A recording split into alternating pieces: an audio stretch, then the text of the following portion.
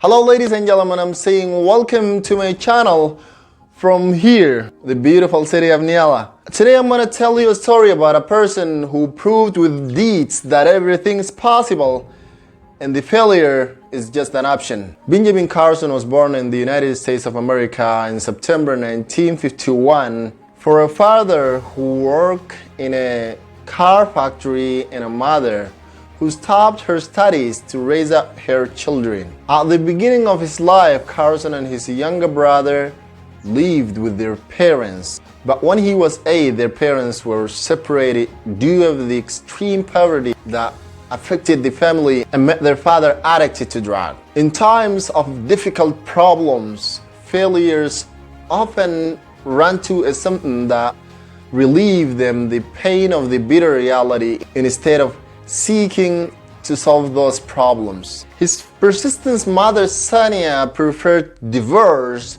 to stay with the drug addict who is extremely dangerous. And here she demonstrated the strength of her personality by making the right decision at the right time. And she moved with her 2 sons to relatives in Boston. And they lived there in a dilapidated apartment full of insects in the middle of a neighborhood with crime, violence, and drug spread. After they arrived, Mother Sania refused to remain unemployed and rely on welfare assistance. And here she demonstrated her strength, self-determination, and ambition. She looked for a job to get living from. There were many offers, but the best offer among them was to work as a maid in one of the houses of the rich people with a small salary. She started working and she went outside every day at dawn and didn't return until midnight. She was subjected to insults under apartheid at that time, but she was struggling to raise up her 2 sons, a good upbringing as she was always dreamed. After working as a maid for 2 years, she was able to collect some money, and she brought her 2 sons back to her home city, Detroit, and completed her work as a maid as well. After Carson and his brother grew up, they went to school and their mother couldn't follow them well because she was busy working outside the home. Their life became difficult due to the poverty, and Carson became a violent person with a bad temper and often attacked his classmates. And he couldn't achieve any success until he called an idiot. Although the mother was uneducated, she tried to support and motivate him academically. And she thought a lot about how to make her children like sons of the rich people whom are educated and excelling in school. And because of her work as a maid for them, she noticed that their children spent hours after school and reading, while her children were playing on the street or watching TV for long hours. The mother decided to make strict decisions to make her children read and prevented them from watching TV or playing in the street except for special times. And she asked that they finish 2 books a week and write her a report about each book. And here highlights the importance of proper planning and long-term work and the chain of success. And as expected at first, the sons opposed what their mother imposed. For human being nature hates and fears the change. But the mother was strong enough to insist on that. After that, Carson and his brother surrendered to the fait accompli. Carson says, I got to a point where if I had 5 minutes, I would read a book. No matter the place, waiting for a bus, riding a bus, or around the dinner table. My mother, who was urging me to read, began to reprimand me and say, Benjamin, put that book aside and eat your food. And now, ladies and gentlemen, have you seen the results of those hard and cruel decisions? And not only this, Carson became the first in his class and graduated from high school with distinction.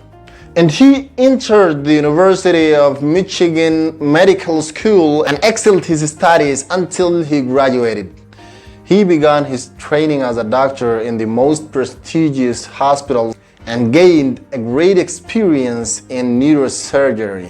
And despite his young age, he was appointed in 1984 at the age of 33, head of the Department of the Pediatric Neurosurgery in Johns Hopkins Hospital.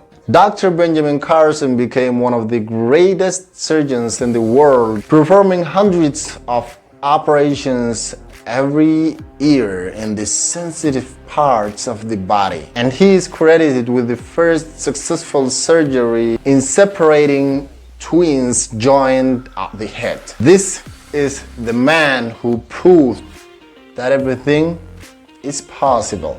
And finally, as always, this is my question to you.